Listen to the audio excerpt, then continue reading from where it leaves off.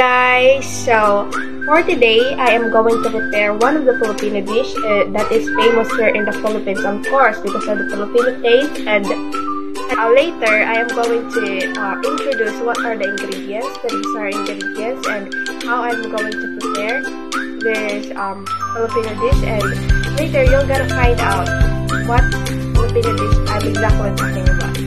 Are you ready? Okay, let's go.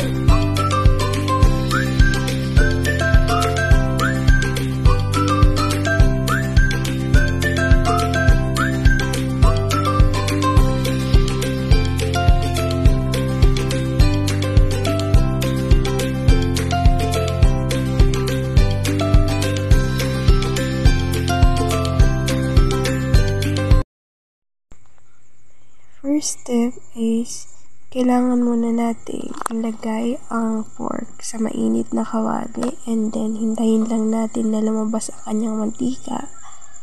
Nang sa ganon ay maigisa natin ang mga ingredients na iba.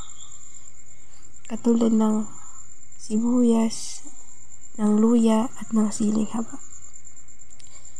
Diyan ay nahalo-halo ko na yung mga ingredients na iba dahil lumabas na yung mantika ng pork.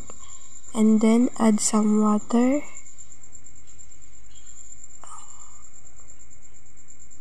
8 cups of water yung nilagay ko dyan.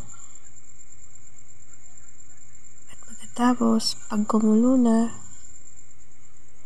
hintayin lang natin na lumambot yung karne at ilagay natin yung mga seasonings.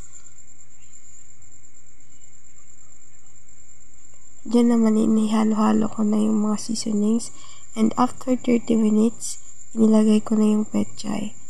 And another 10 minutes para hintayin na maluto na yung ating niluluto. And by the way guys, yan na siya. Yan ay sinigang.